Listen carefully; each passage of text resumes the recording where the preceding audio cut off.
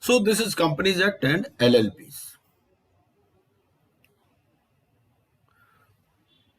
Companies Act, there are various chapters.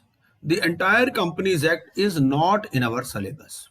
So these are the only chapters you have to read. And you have to read the amendments which are done up to 31st of December 2020. Any amendment made after 31st December 2020 is not in our syllabus. So chapter 3, 4, 5, 6, 7, 9, 15, 17, 18, 20, 27, 28, 29 and LLP Act and Partnership Act. So these are all in our syllabus.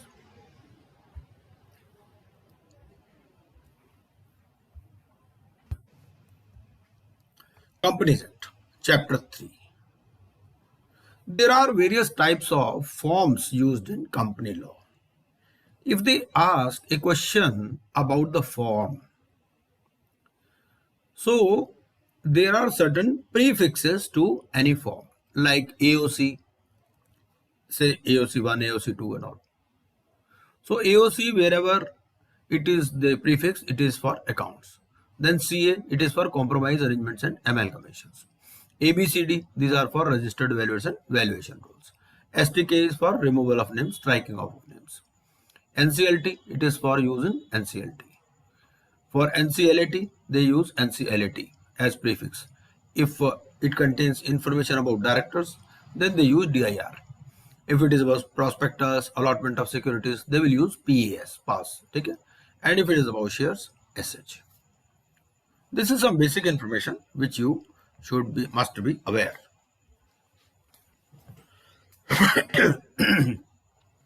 As chapter 3. Sir, voice problem. अच्छा, आवाज सही नहीं आ रही मेरी? एक minute, अब देखते हैं. हाँ, ब्रेक हो रही है बीच में. अच्छा, अब बताइए, अब ब्रेक हो रही है या अभी भी नहीं? अभी आ रही है या नहीं आ रही है? नहीं, अब तो नहीं है. अब नहीं आ रही? हाँ, अब क्लियर है. अब क्लियर है ना? ओके, ठीक है. तो अब जब क्लियर है तो मैं रही है, अब ठीक है. हाँ, अब ठीक है ना? ओके. तो मैं कह आवाज ठीक आ रही तो चलो एसी भी चला ही लेता हूँ, गर्मी में क्यों बैठूं. तो chapter 3, prospectus.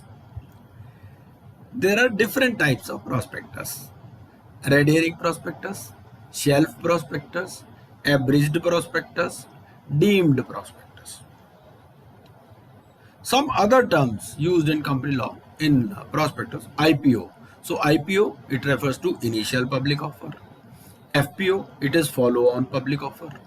So IPO, we know this is the first offer. Now regarding this FPO, this is follow-on public offer. This is a process by which a company already listed on an exchange issues new shares to the investors.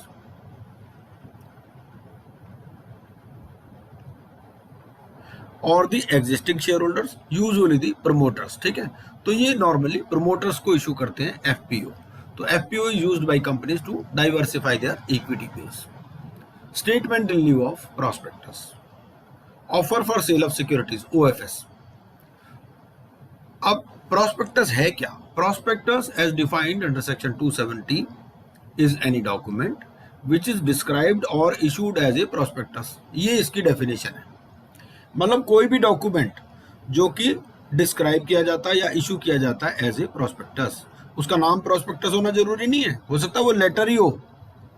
This also includes any notice, circular, advertisement or any other document acting as an invitation to offers from the public.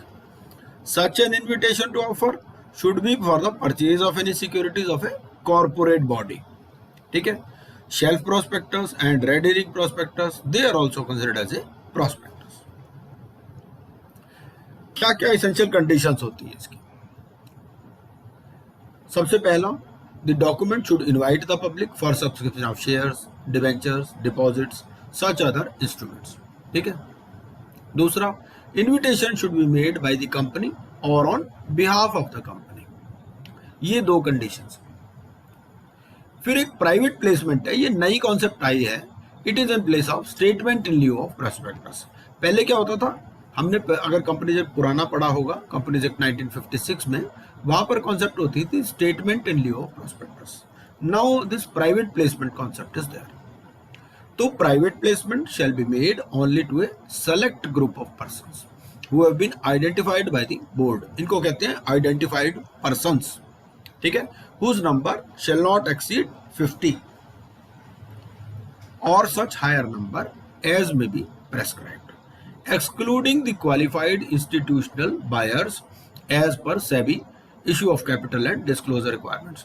वहां पर जो सेबी के जो issue of capital and disclosure requirements हैं, वहां पर qualified institutional buyers हैं। अभी वो हम डिटेल में पढ़ेंगे, बट अभी के लिए आप समझ लीजिए कि क्वालिफाइड इंस्टीट्यूशनल बायर्स जो है, जैसे म्यूचुअल फंड्स वगैरह होते हैं नॉर्मली, ठीक है, फाइनेंशियल इंस्टीट्यूशंस वगैरह होते हैं, and employees of the company, ठीक है। इनका नंबर क्या है, 50 से ज्यादा एक्सीड नहीं होगा। और 50 के अलावा कौन कौन से हो सकते हैं, एक तो क्वालिफाइड इंस्टीट्यूशनल बायर्स हो सकते हैं और एम्प्लॉइज ऑफ द कंपनी हो सकते हैं। Being offered securities under scheme of employ stock option, ठीक है। एम्प्लॉय स्टॉक ऑप्शन हमें पता ही है कि एम्प्लॉय स्टॉक ऑप्शन स्कीम क्या होती है। एम्प्लॉय स्टॉक ऑप्शन में ये होता है कि भाई जो हमारे एम्प्लॉयज हैं उनको हम कुछ शेयर्स दे देते हैं in a financial year subject to such conditions as may be prescribed, ठीक है।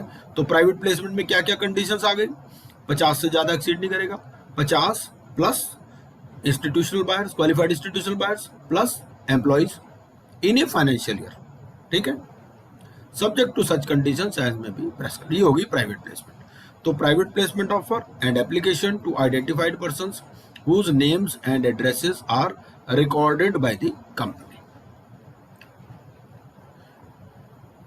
ये जो प्राइवेट प्लेसमेंट ऑफर है and application, it shall not carry any right of renunciation, मतलब जिसको दिया जाएगा राइट उसी के लिए है। दूसरा जो है उसको आप क्या है, आप उसको रिनाउंस नहीं कर सकते। भाई हमने रामलाल को ऑफर दिया, रामलाल ये नहीं कि उसके बदले में कहते भाई श्यामलाल को तुम आ जाओ, नहीं।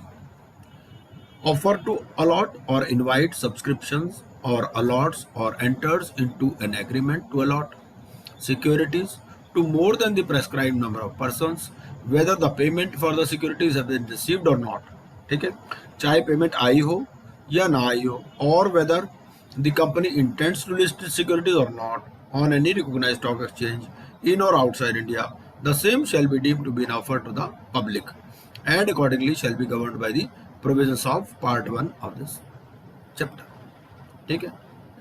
तो प्राइवेट प्लेसमेंट कब नहीं मानी जाएगी, अगर आपने इस प्रेस्क्राइब्ड नंबर से जो 50 plus qualified institutional buyers plus employees जो मैंने बताया उससे ज्यादा को ऑफर करते हो, चाहे पेमेंट मिली हो या ना मिली हो, चाहे कंपनी को लिस्ट कराना हो या ना कराना हो, इनसाइड इन इंडिया या आउटसाइड इंडिया, तो ये ऑफर जो है पब्लिक ऑफर मान लिया जाएगा, ठीक है, और ये फिर दूसरी तरह से गवर्न होगा।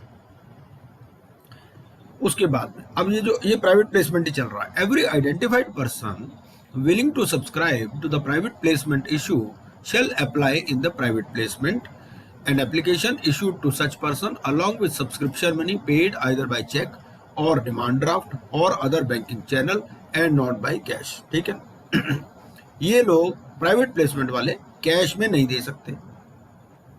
अब इन लाइन किसी भी लाइन पर कोई भी क्वेश्चन, क्योंकि हमारा तो पेपर एमसीक्यू में आना है, तो वो ये पूछ सकता है कि भाई private placement money in case of private placement can not be received by way of cheque, demand draft, cash, none of them, ठीक है ना। तो उसी तरह से आपको उसमें फिर कैश टिक करना।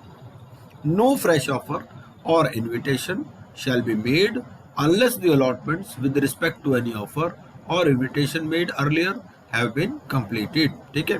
आपने एक प्राइवेट प्लेसमेंट ऑफर दे दिया, तो जब तक वो कंप्लीट नहीं होगा दूसरा ऑफर आप नहीं दे सकते, और दैट ऑफर और इन्विटेशन हैज बीन विथड्रॉन और अबंडन्ड बाय द कंपनी, ठीक है।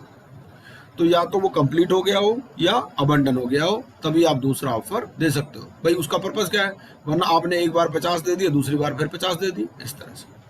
तो उसको पहले या तो विड्रा करो या अबंडन करो, तभी fresh. Subject to the maximum number of identified persons, a company may at any time make more than one issue of securities to such class of identified persons as may be prescribed. तो अगर कहीं prescribed है, prescribed कैसे होता है? Prescribed होता है bye way of rules, ठीक है। तो अगर कोई रूल्स ऐसे बना देते हैं तो उसमें हो भी सकता है, बट अभी ऐसा कुछ है नहीं। Allotment within 60 days from the date of receipt of the application money for such security. आपको ये कितने दिन में करना है प्राइवेट प्लेसमेंट? 60 दिन में। क्वेश्चन पूछ सकता है within 30 days, with in 60 days, with in 1 year, ठीक है। तो आपको हर लाइन को क्वेश्चन के हिसाब से पढ़ना है कि जैसे आपको एग्जाम में पूछ लेगा। If the company is not able to allot the securities within that period, it shall repay the application money to the subscribers within 15 days from the expiry of 60 days. तो 15 दिन के अंदर आपको पैसे वापस करने हैं। अगर कंपनी पैसे वापस नहीं दे पाती तो it shall be liable to repay that money with interest, ठीक है। 12% पर मंथ पर एनम का उसको इंटरेस्ट देना पड़ेगा from the expiry of 60th day, मतलब 75 दिन बाद नहीं भाई, 60 दिन में तो आपको पैसे वापस करने थे, ठीक है। और आपको ये रीपे कब करने हैं? आपको रीपे करने हैं, अलॉटमेंट आपको 60 डेज में करनी है। अगर 60 डेज में अलॉट नहीं करो तो आपको 15 डेज में पैसे वापस करने हैं। लेकिन अगर आपने 15 डेज में वापस नहीं किए तो आपको 60th डे से ही इंटरेस्ट लग जाएगा, ठीक है जी। Provided that money received on application under this section shall be kept in a separate bank, separate bank account में रखी जाएगी, शेड्यूल्ड बैंक में, and it shall not be utilized for any purpose other than for adjustment against allotment of securities or for the repayment of monies where the company is unable to allot securities, ठीक है भाई। ये money आपको bank account में रखनी है और use किस लिए करनी है? या तो आपको एडजस्टमेंट करनी है अगेंस्ट अलॉटमेंट या रीपेमेंट करनी है, ठीक है। No company issuing securities under this section shall release any public advertisements or utilize any media, marketing or distribution channels or agents to inform the public at large about such an issue. तो क्योंकि ये private placement हम पढ़ रहे हैं, ठीक है, जो शायद बाद में ज्वाइन किए होंगे, तो we are discussing here private placement. तो प्राइवेट प्लेसमेंट के लिए नेचुरल है भाई कोई भी मीडिया मार्केटिंग वगैरह आप यूज नहीं करेंगे। एडवर्टाइजमेंट फॉर प्रोस्पेक्टस, इस केस में क्या है कि एनी एडवर्टाइजमेंट मस्ट कंटेन, उस एडवर्टाइजमेंट में होना क्या चाहिए?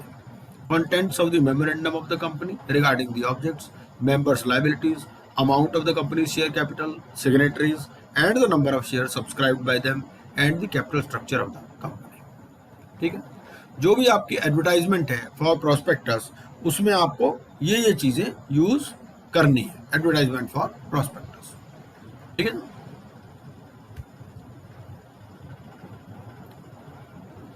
शेल्फ प्रोस्पेक्टस, शेल्फ प्रोस्पेक्टस क्या है?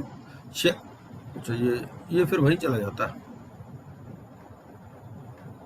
शेल्फ प्रोस्पेक्टस है issued by any public financial institution, company और देखो एक हमने पढ़ लिया क्या? Private placement. अब हम पढ़ रहे हैं शेल्फ प्रोस्पेक्टस। ये शेल्फ प्रोस्पेक्टस क्या है? It is issued by any public financial institution, company और बैंक फॉर वन और more issues of securities or class of securities as mentioned in the prospectus. When a shelf prospectus is issued, then the issuer did not issue a separate prospectus for each offering. तो जब shelf prospectus issue कर लिया जाता है तो उस case में क्या करना है आपको? You need not issue a separate prospectus for each offering. He can offer or sell securities without issuing any further prospectus. एक बार आपने सेल्फ प्रोस्पेक्टस इशू कर लिया, इसकी वैलिडिटी 1 साल तक होती है, ठीक है। This period commences from the opening date of the first offer of the securities. हर एक इसमें लाइन इंपॉर्टेंट है, किसी भी लाइन के ऊपर आपको क्वेश्चन पूछ सकता है। सचिन सिंघल जी, वाह, पूछिए सचिन सिंघल जी क्या कह रहे हैं आप?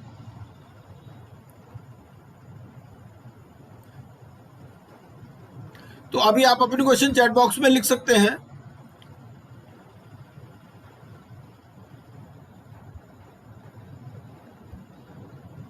नहीं तो ऐसा है, थोड़ा सा इसको आधा घंटा चलने देते हैं, उसके बाद में फिर क्वेश्चन आंसर ले लेंगे, ठीक है।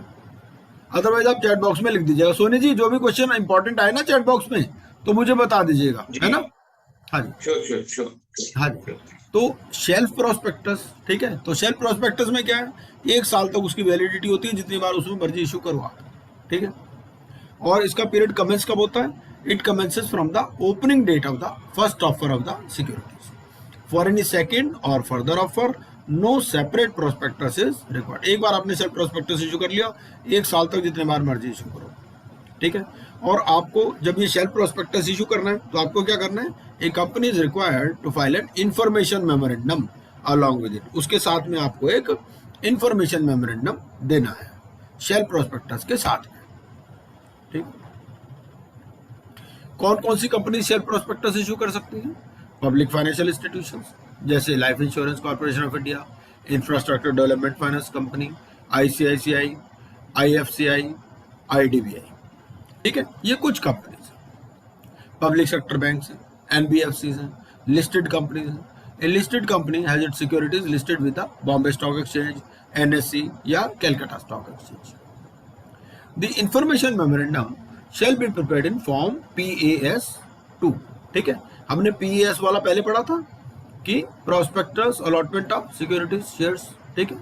तो ये फॉर्म PAS2 में होगा, ये इंफॉर्मेशन मेमोरेंडम। पूछ सकता है ये इंफॉर्मेशन मेमोरेंडम आपका कौन से फॉर्म में होगा, PAS1, 2, 3 and filed with the registrar along with the fees as provided in the company's registration offices and fees rules। इसमें क्या होता है, मान लीजिए अगर आप कंपनी सेक्रेटरी हैं तो आपको थोड़ा एडवांटेज होगा क्योंकि आपको ये चीज़ें याद रहती हैं, है ना। तो अगर नहीं है तो या फिर आप कंपनीज का काम करते हैं तो उनको थोड़ा सा कंपनीज एक्ट के बारे में ज़्यादा पता होता है, लेकिन हम यहाँ सारी चीज़ें कवर करेंगे, वैसे ऐसी कोई दिक्कत नहीं है, ठीक है ना।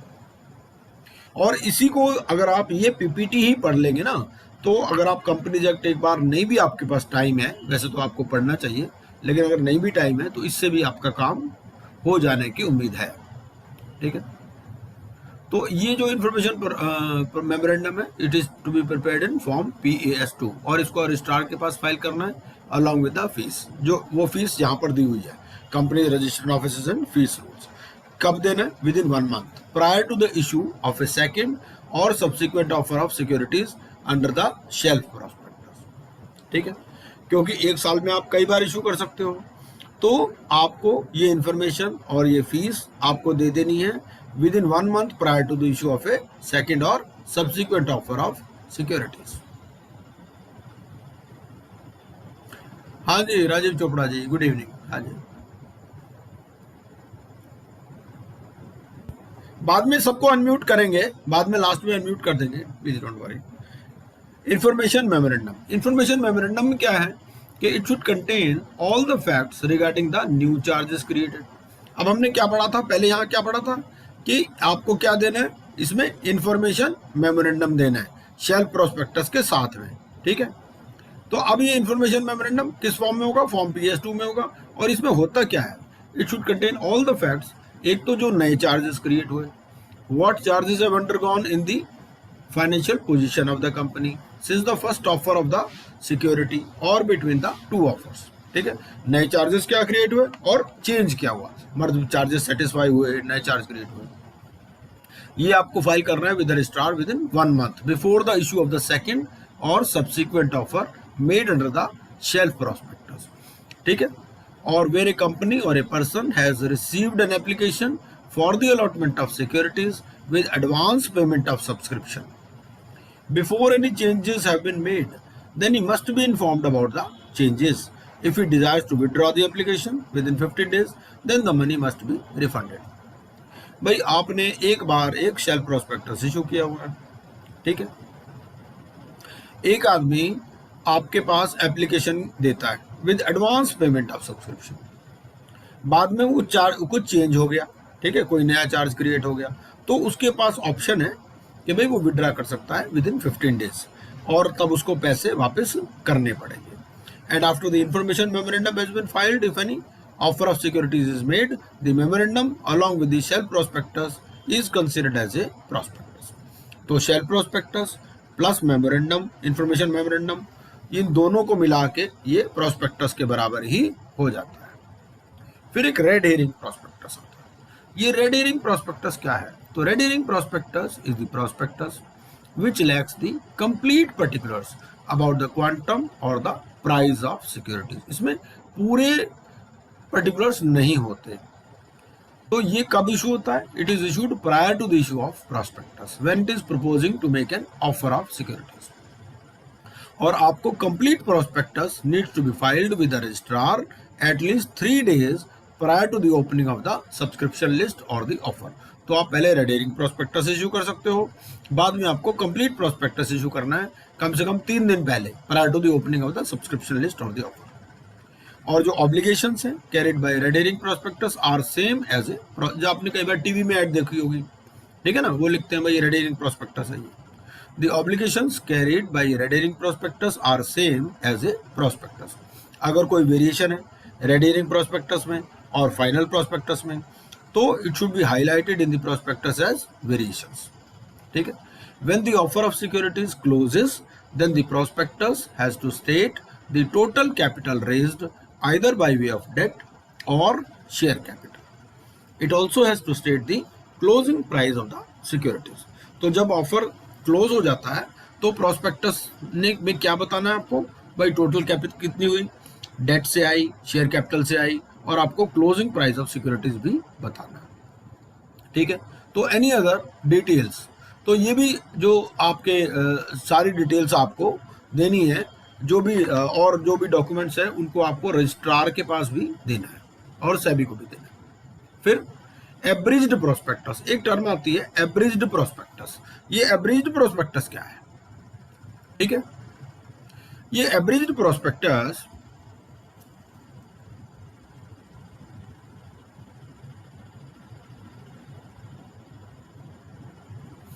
it contains a summary of a prospectus filed before the मतलब डिफरेंट टाइप्स ऑफ प्रोस्पेक्टस. देखो हमने शेल्फ प्रोस्पेक्टस पढ़ा, रेड हेरिंग प्रोस्पेक्टस पढ़ा, ठीक है, और प्राइवेट प्लेसमेंट पढ़ा. पहले स्टेटमेंट इन लियो प्रोस्पेक्टस होता था, अब हो गया shelf prospectus, private placement, sorry. Abridged prospectus, abridged prospectus क्या है? It contains a summary of a prospectus filed before the registrar. इसमें भी सारे फीचर्स होते हैं प्रोस्पेक्टस के.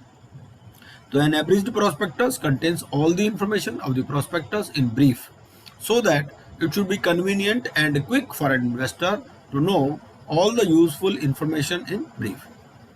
फिर section 33 subsection 1 क्या कहता है of the Companies Act also states that when any form for the purchase of securities of a company is issued, it must be accompanied by an abridged prospectus. ठीक है. तो कोई भी फॉर्म आपको लेना है for purchase of security issue करना है तो उसके साथ एब्रिज्ड प्रोस्पेक्टस जरूर होना चाहिए. It is a summary. ठीक है. फिर डीम्ड प्रोस्पेक्टस क्या है? When any company intends to offer securities for sale to the public, allots or agrees to allot securities, the document will be considered as a deemed prospectus. ठीक है. Through which the offer is made to the public for sale. क्योंकि उसका नाम prospectus नहीं है, लेकिन उसको वो डीम्ड हो जाएगा प्रोस्पेक्ट, वो मान लिया जाएगा. The document is deemed to be a prospectus of a company for all purposes, and all the provisions of contents and liabilities of a prospectus will be applied upon it. एक case था इसमें SEBI versus कुनाकुलम paper mills. इसमें कहा गया कि where right issue is made to the existing members with the right to renounce in the favor of others, it becomes a deemed prospectus. क्योंकि हमने private placement में क्या पढ़ा था? हमने पढ़ा था प्राइवेट प्लेसमेंट में आप रिनाउंस नहीं कर सकते. तो आपने मान लो कोई राइट इशू दे दिया to existing members with the right to renounce, तो वो deemed prospectus मान लिया जाएगा. If the number of such other persons in whose favor the right is renounced exceeds 50. फिर आपको key points to be noted. ये क्या key points है क्यों देखने हैं आपको? For filing and issuing the prospectus of a public company, it must be signed and dated. ठीक है. ये एक एक चीज इंपॉर्टेंट है. साइन भी होना चाहिए, डेट भी होनी चाहिए, and contains all the necessary information as stated under section 26. नाम, registered office of the office, registered address, secretary, auditor, legal adviser, bankers, trustees. Date of opening and closing of the issue, statement of the board of directors about separate bank accounts where receipts of issues are to be kept, statement of the board of directors about the details of utilisation and non utilisation of receipts of previous issues. जो पुराने अगर issue थे उसका क्या किया. ठीक है. फिर उसके अलावा आपको क्या देना है इसमें, आपको इसमें देना है consent of the directors, auditors, bankers to the issue, expert opinions, ये सारी लिस्ट आपको देनी है। अथॉरिटी फॉर द इशू कौन है, डिटेल्स ऑफ द रेजोल्यूशन क्या है, procedure and time scheduled for the allotment and issue of securities, capital structure of the company, ये बार बार वहां चला जाता है।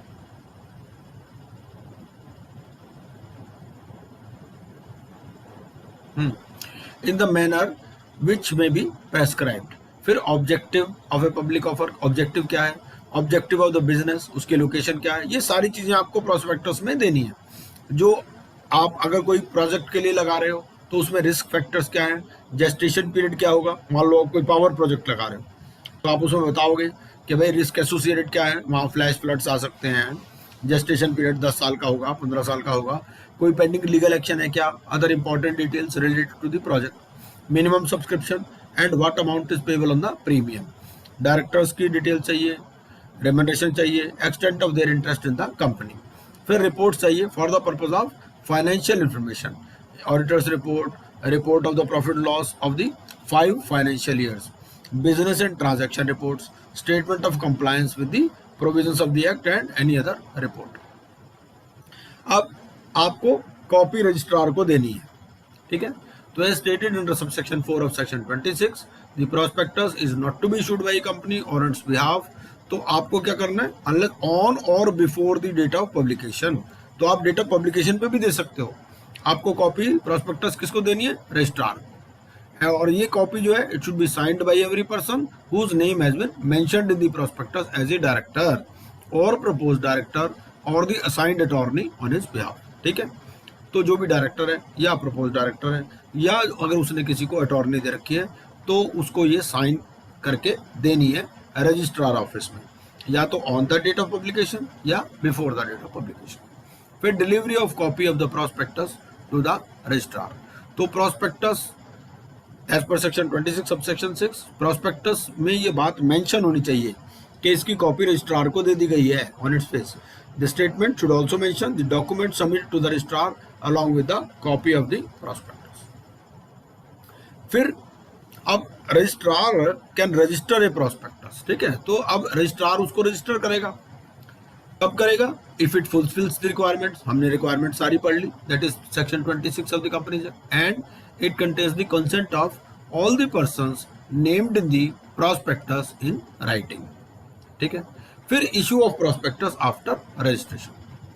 अगर आपने रजिस्टर करवा लिया, आपने रजिस्ट्रार को भी कॉपी दे दी, आपने इशू ही नहीं किया पब्लिक को, ठीक है। तो if a prospectus is not issued before 90 days from the date from which a copy was delivered before the registrar, then it is considered to be invalid, तो वो invalid हो जाएगा, ठीक है। कॉन्ट्रावेंशन ऑफ सेक्शन, अगर कोई contravention करता है, ये जो पूरे प्रोविजन हमने पढ़े, या कोई नोइंगली पार्टी है तो उस केस में पनिशमेंट है, फाइन है 50,000 रुपए से 3 लाख रुपए तक, ठीक है। अगर किसी आदमी को लगता है कोई नोइंगली है कि भाई कोई कॉन्ट्रावेंशन हो रहा है सेक्शन 26 का, तो उसमें पेनल प्रोविजंस भी है, इम्प्रिजनमेंट भी हो सकती है 3 साल तक की, या फाइन है 50,000 से 3 लाख तक का, ठीक है।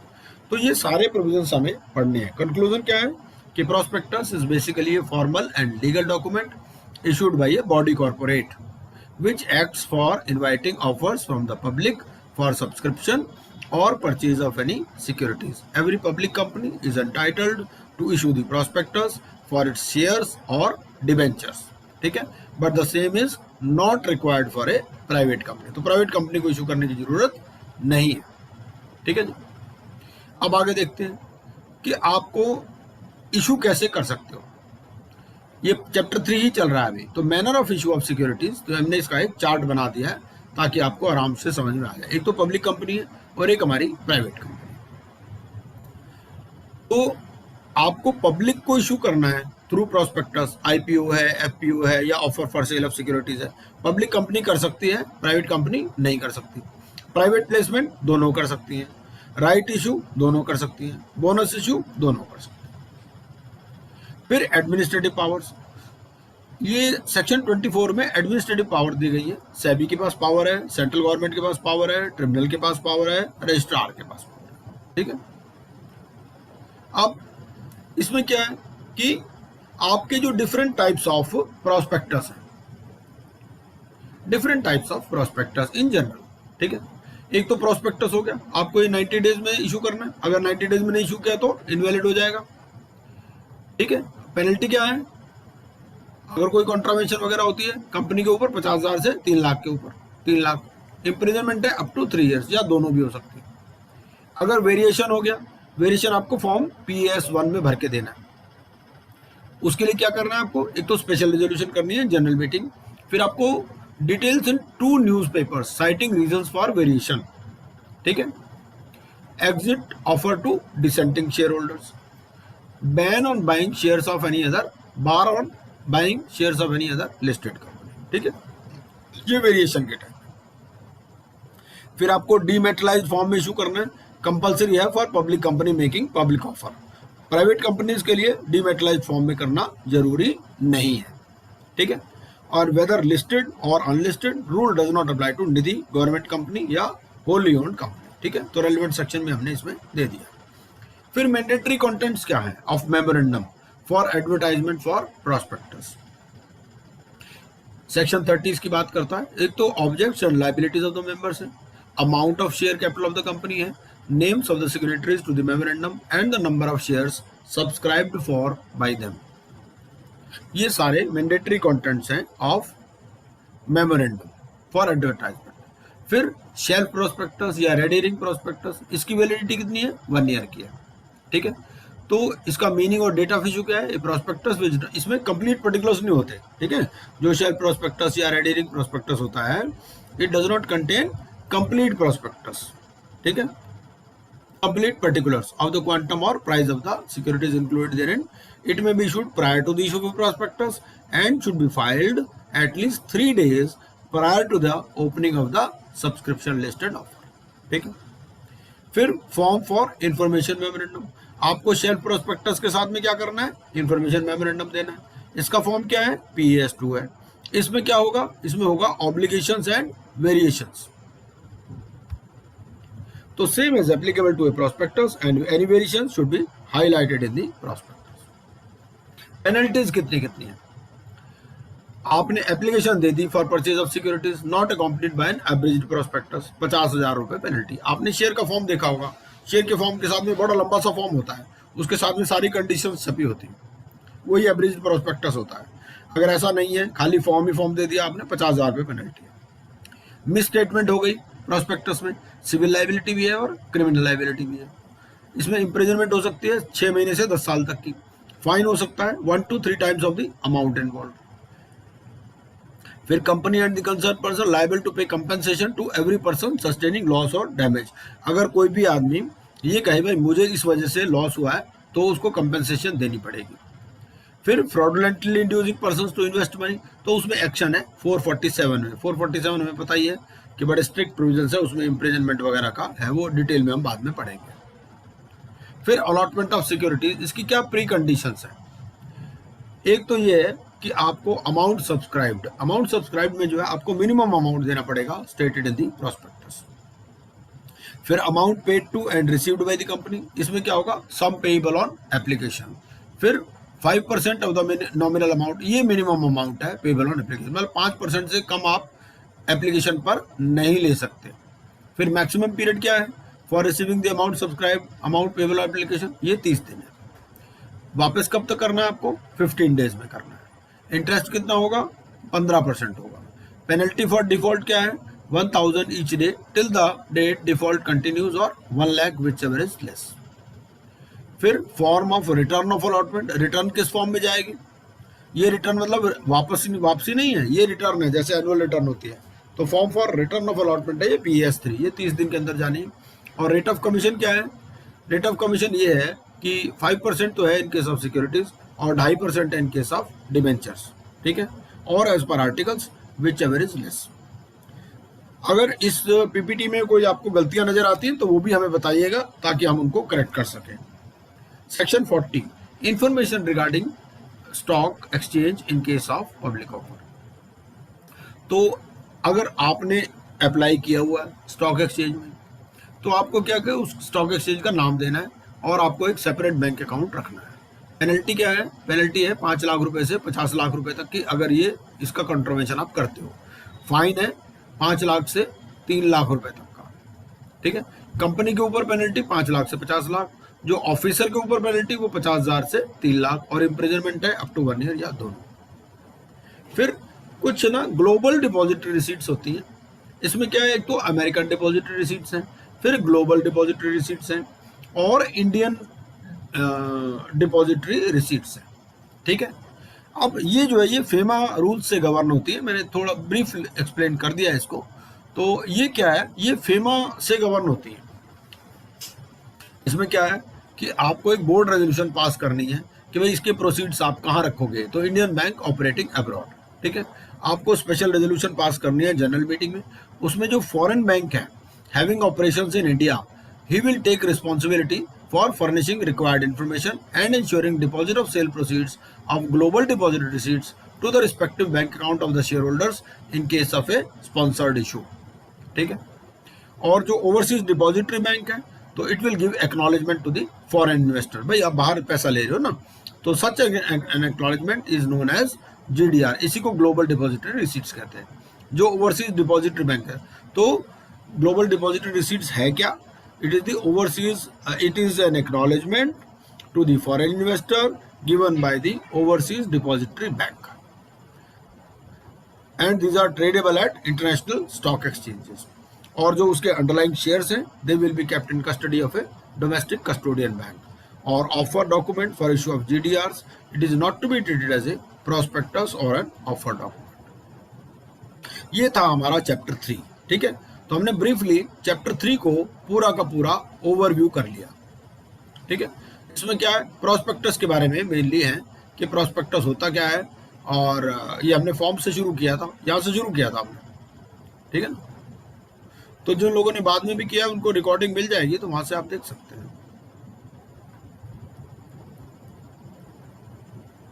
अब आगे देखते हैं, हमारा चैप्टर 4 है। Chapter 4 is share capital and debentures. भाई दो तरह की शेयर कैपिटल होती है, एक होती है इक्विटी, एक होती है प्रेफरेंस।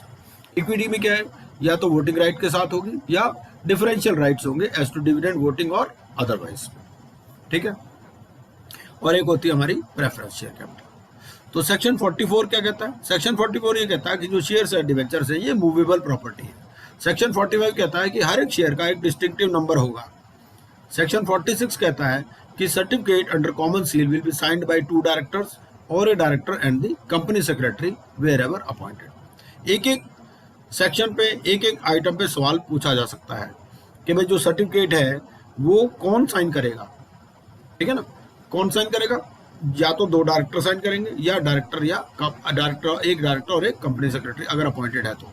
सेक्शन 47 वोटिंग राइट्स की बात करता है कि राइट टू वोट जो है it will be in proportion to paid up capital. Subscribed में नहीं होगा, पेड अप कैपिटल के हिसाब से।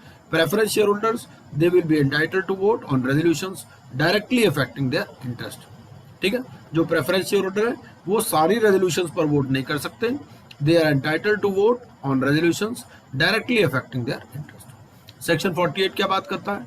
ये बात करता है variation in share holders rights with 3/4 consent और बाई स्पेशल रेजोल्यूशन। कि अगर आपने शेयर होल्डर्स के राइट्स में कोई वेरिएशन करना है, उसके लिए 3/4 कंसेंट चाहिए या by way of special resolution.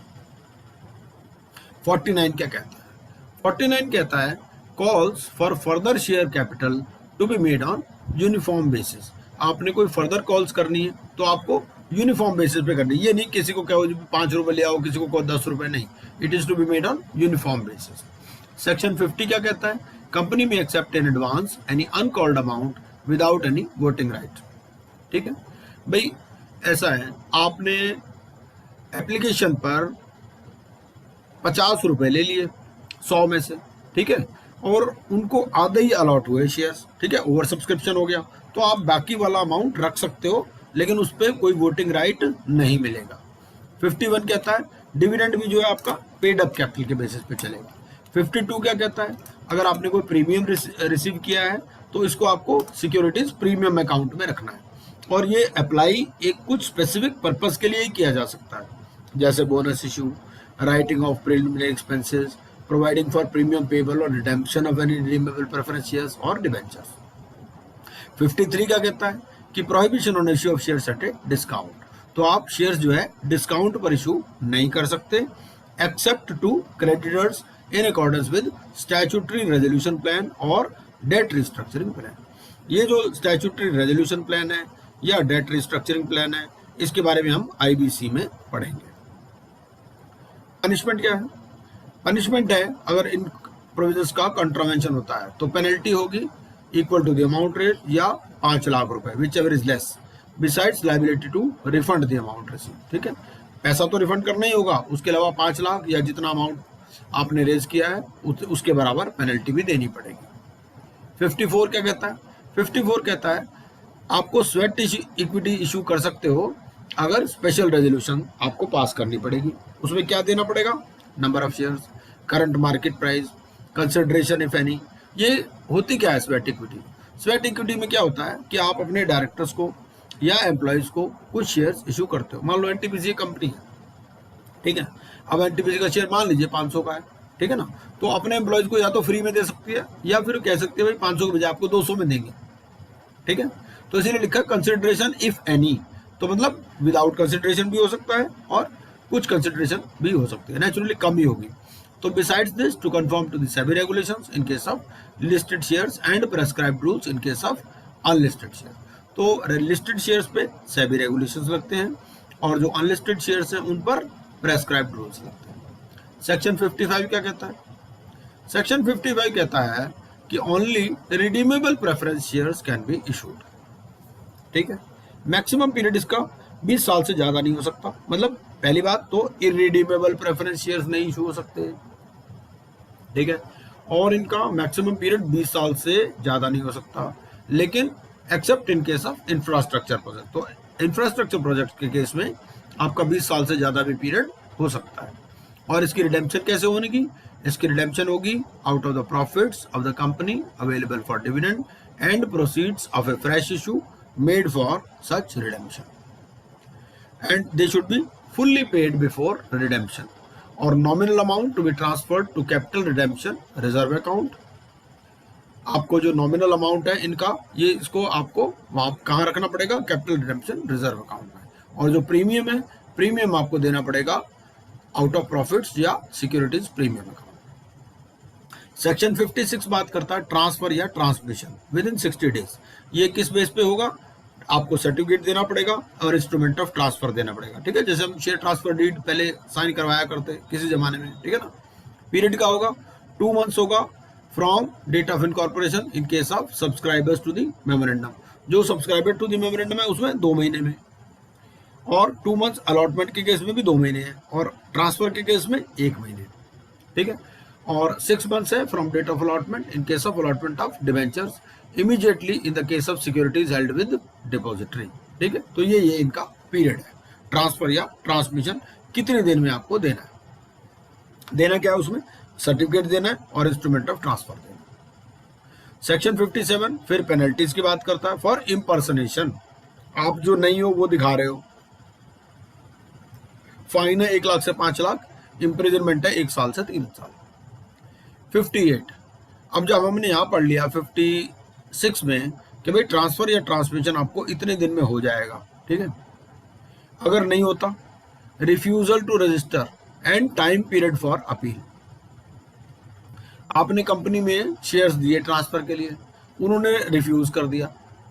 अगर प्राइवेट कंपनी है उसके लिए अलग रूल है, पब्लिक कंपनी के लिए अलग रूल है। ठीक है, तो सोनी जी आप चैट बॉक्स में देखते जा रहे हैं ना, क्योंकि क्या होता है मैं बार बार नहीं देख सकता उसे, otherwise okay sir, I am taking care. ठीक है, थैंक यू जी, थैंक यू। तो आपकी वजह से ये सब प्रोग्राम हो पा रहे हैं, ये देख लीजिए आप।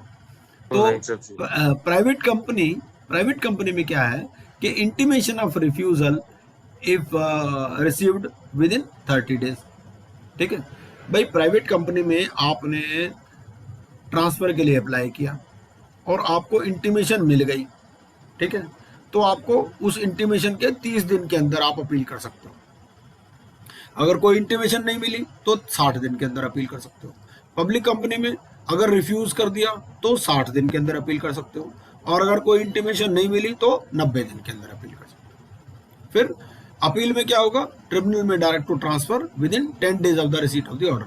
तो ट्रिब्यूनल के पास ये अपील होगी और ट्रिब्यूनल कह सकता है कि भाई 10 दिन के अंदर ये रजिस्टर करो। पेनल्टी क्या है, 1 साल से 3 साल, फाइन है 1 लाख से 5 लाख। 59, अगर कोई भी रजिस्टर ऑफ मेंबर्स में कोई रेक्टिफिकेशन करना है तो ये होना है within 10 days of the receipt of the order. ठीक है, अगर नहीं करते पेनल्टी है 1 लाख से 5 लाख, और ऑफिसर पर पेनल्टी है 1 लाख से 3 लाख, इम्प्रिजनमेंट है 1 साल तक की या दोनों। ठीक है, आपको हर जो भी पेपर है उसमें क्या करना है, आपको ऑथराइज, सब्सक्राइब्ड और पेड अप कैपिटल देनी है। जैसे आप बैलेंस शीटें देखते होगे, बैलेंस शीट में क्या होता है, सारी चीजें लिखी होती हैं, ऑथराइज, सब्सक्राइब, पेड अप। ठीक है ना, क्यों लिखते हैं, इस वजह से सेक्शन 60 है। अगर नहीं लिखोगे पेनल्टी है 10,000 रुपए, ऑफिसर पर पेनल्टी है 5,000 फॉर ईच डिफॉल्ट। सेक्शन 61 क्या कहता है, ए लिमिटेड कंपनी में increase its authorise capital, increase कर सकती है, कंसोलिडेट कर सकती है, सब डिवाइड कर सकती है, reduce it's unissued share capital without change in voting power. ये 61 इसकी बात करता है।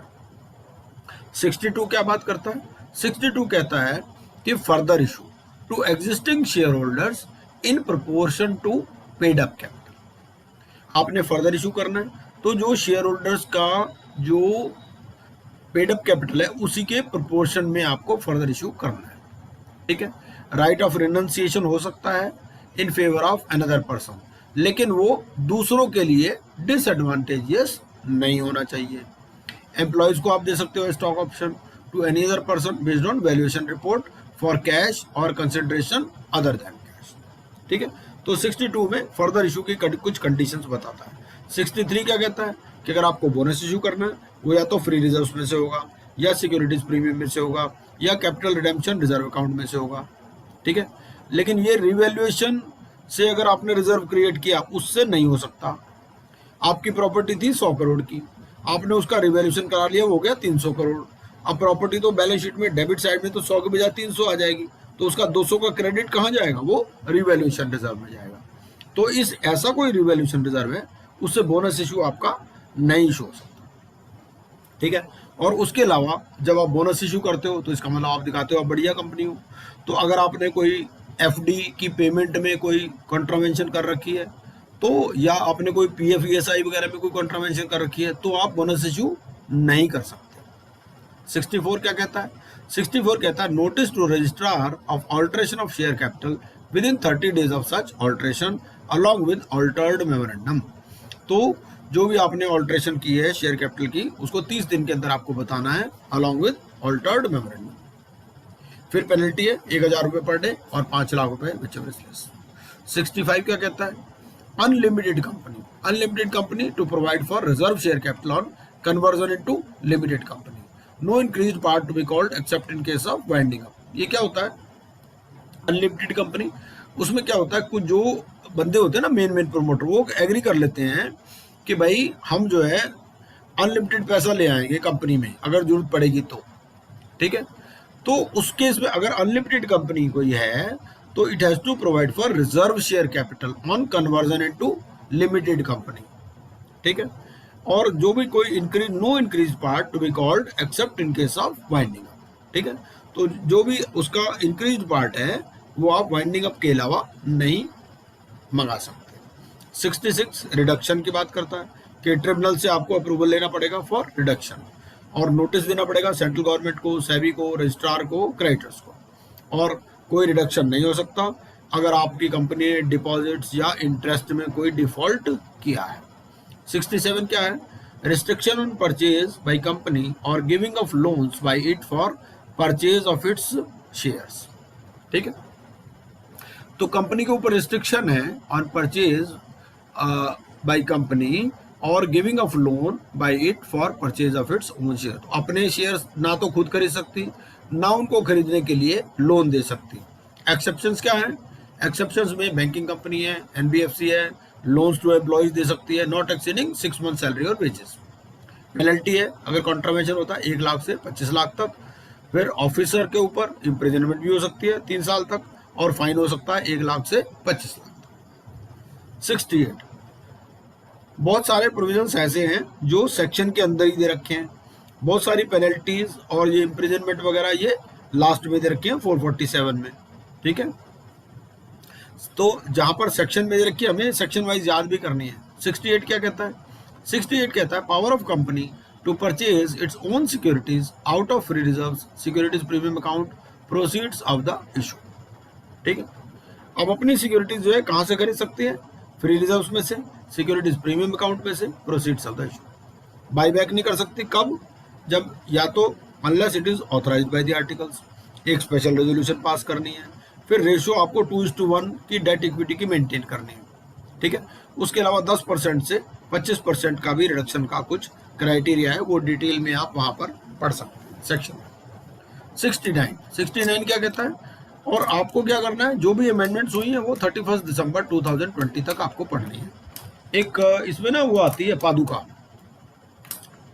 नहीं, गुटका, कंपनी एक्ट का एक गुटका आता है, तो वो गुटका आपको ले लेना चाहिए कंपनी एक्ट का 31 दिसंबर तक की, जिसमें अमेंडमेंट हो 1200-1300 रुपये का आता है, वो आपको जरूर रखना चाहिए, वैसे भी रखना चाहिए अपनी प्रैक्टिसिंग जो सीए है उनको। 69 क्या कहता है कि transfer of certain sums to capital redemption reserve account equivalent to nominal value of own shares purchase, ठीक है। तो जितने भी nominal value of own shares purchase है उसको आपको रखना है कहां पर? Capital redemption reserve account. Section 70 कहता है कि बाईबैक पर कुछ प्रोहिबिशन है, आप तो ना सब्सिडरी के थ्रू नहीं ले सकते, इन्वेस्टमेंट कंपनी के थ्रू नहीं ले सकते। अगर कोई आपने डिफॉल्ट किया है तो उस केस में नहीं आप बाईबैक कर सकते, लेकिन एक केस में आप डिफॉल्ट में भी कर सकते हो, जबकि डिफेक्ट रिमूव हो गया हो और उस डिफेक्ट को रिमूव हुए 3 साल हो गए हों। फिर सेक्शन 71 कहता है, डिवेंचर्स की बात करता है कि जो कन्वर्टेबल डिवेंचर्स है इसका इशू किसको कैसे अप्रूव करना है आपको? Special resolution at a general meeting. Voting rights कुछ नहीं दे सकते डिवेंचर होल्डर्स को, डिवेंचर रिडेम्पशन रिजर्व अकाउंट रखना पड़ेगा, और अगर आपके जो invitation is to more than 500 तो आपको एक डिवेंचर ट्रस्टी भी रखना पड़ेगा। और डिवेंचर ट्रस्टी को जो है it will file petition before tribunal, अगर उसको लगता है कि कंपनी जो है अपने डिवेंचर्स का पैसा नहीं दे पाएगी तो वो एक क्या करेगा? पिटिशन फाइल कर देगा before tribunal. Default of order of tribunal, ठीक है। अगर कोई ट्रिब्यूनल का ऑर्डर आ गया और उस पर भी डिफॉल्ट हो गया, उसका कॉन्ट्रावेंशन हो गया, तो ऑफिसर को इम्प्रिजनमेंट हो सकते हैं 3 साल तक की, फाइन हो सकता है 2 लाख से 5 लाख तक या दोनों। 72 क्या कहता है? Power to nominate on death. भाई आपके पास शेयर्स हैं तो आप जो है नॉमिनेशन का आपको राइट है। अब डिपेंड करेगा आप सिंगल होल्डर हैं या जॉइंट होल्डर। तो सिंगल होल्डर है, नॉमिनी भी है, तो अगर नॉमिनी कोई माइनर है तो any other person till majority of the minor, ठीक है। भाई आप सिंगल होल्डर हैं, आपने नॉमिनेशन कर रखा है, आपका नॉमिनी माइनर है, ठीक है, आपकी डेथ हो जाती है तो कोई भी दूसरा आदमी टिल मेजॉरिटी ऑफ माइनर उन शेयर्स का राइटफुल होल्डर बन जाएगा। अगर जॉइंट होल्डर है, 2 हैं, तो nominee to become entitled on the death of all the joint holder, तो पहले जॉइंट होल्डर रहेंगे उसके बाद में नॉमिनी। ये था हमारा चैप्टर 4, ठीक है। अब आगे आता है चैप्टर 5। चैप्टर 5 क्या कहता है? Acceptance of deposits by companies. Section 73 to section 76 है, बहुत छोटा सा सेक्शन। 73 क्या कहता है कि आप डिपॉजिट एक्सेप्ट नहीं कर सकते फ्रॉम पब्लिक। अभी कंपनी एक्ट में बहुत सारी रिस्ट्रिक्शन आ गई हैं, आपको मालूम ही है, ठीक है ना। एक्सेप्ट बाय बैंक, या तो आप बैंकिंग कंपनी हो या एनबीएफसी हो। अगर आप बैंकिंग कंपनी नहीं है, एनबीएफसी नहीं है, तो आप पब्लिक से डिपॉजिट नहीं ले सकते, ठीक है। मेंबर से ले सकते हो। सर्कुलर टू मेंबर्स आपको इशू करना पड़ेगा, उसमें total amount, credit rating, amount due in respect of previous deposits, ठीक है। ये सर्कुलर आपको रजिस्ट्रार के पास फाइल करना पड़ेगा with in 30 days before issue of circular. और जो डिपॉजिटिंग ऑन और before 30th day of April minimum 20% of the amount of deposits maturing during the following financial year. तो अगले साल में जितने भी डिपॉजिट्स मैच्योर होने वाले हैं उसका 20% आपको 30 अप्रैल से पहले जमा करवाना पड़ेगा। फिर ये DPT1 है, DPT1 आप फॉर्म देख लीजिएगा, मैंने लिंक प्रोवाइड कर दिया है। फिर सेक्शन 74 जो है ये अभी यूज में नहीं है, ठीक है, ये पहले होता था। सेक्शन 75 ये भी यूज में अब नहीं है, पहले था। सेक्शन 76 क्या कहता है कि कुछ कंपनीज जो हैं वो पब्लिक से डिपॉजिट ले सकती हैं अगर उनकी नेटवर्थ 100 करोड़ या उससे ज़्यादा है या टर्नओवर 500 करोड़ या उससे ज़्यादा है।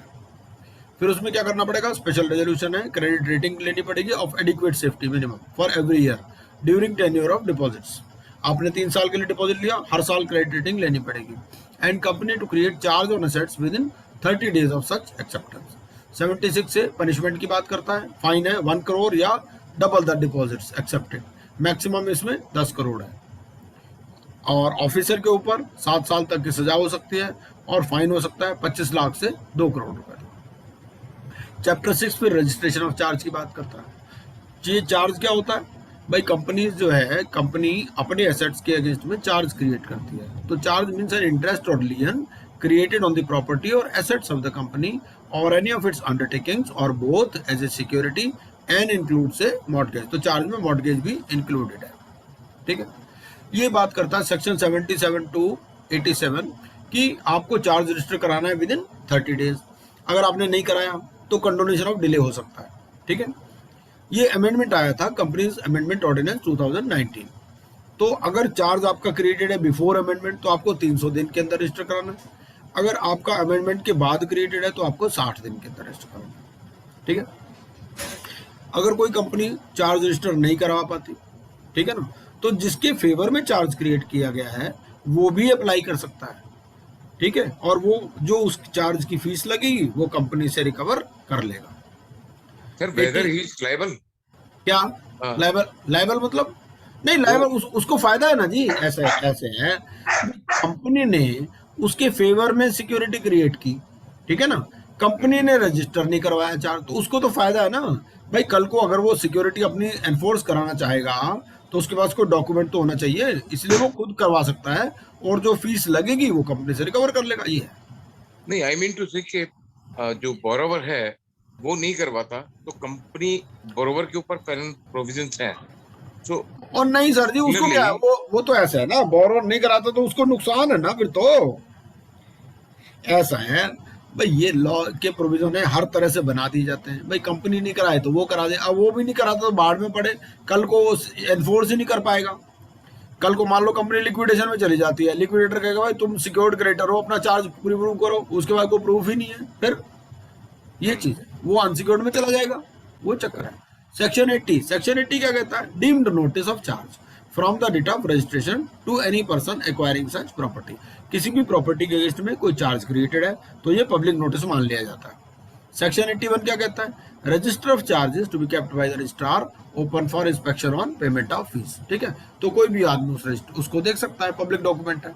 82 क्या कहता है, अगर कोई चार्ज सेटिस्फाई हो जाए, आपने सिक्योरिटी क्रिएट की, आपने किसी से लोन लिया, उसको सिक्योरिटी दी, वो चार्ज आपने रजिस्टर करवा लिया, आपने उसका लोन वापस कर दिया, तो सेटिस्फेक्शन ऑफ चार्ज हो गया ना। तो ये आपको सेटिस्फेक्शन ऑफ चार्ज भी आपको रिपोर्ट करना है विद इन 30 डेज, और मैक्सिमम इसमें 300 दिन में कर सकते हो, कोई एडिशनल फीस इसमें लगती है। तो registrar may ask the holder of the charge to raise objections if any within maximum 14 days, ठीक है भाई। आप पहुंच गए रजिस्ट्रार के बाद के जी सेटिस्फेक्शन ऑफ चार्ज हो चुका, ठीक है, तो कोई भी दूसरा आदमी दूसरे से भी पूछ सकता है कि जिसके फेवर में चार्ज क्रिएटेड है कि भाई तुम्हें कोई ऑब्जेक्शन तो नहीं है, ठीक है, मैक्सिमम 14 दिन में बताओ। सेक्शन 83 क्या कहता है, 83 ये कहता है कि power of registrar to make entries of satisfaction and release in absence of intimation from company. तो रजिस्ट्रार की पावर है कि एंट्रीज मतलब सेटिस्फेक्शन या रिलीज की in absence of information from company, company से कोई इंफॉर्मेशन नहीं है तब ये रजिस्ट्रार एंट्री कर सकता है और अफेक्टेड पार्टीज को बता देगा विद इन 30 डेज।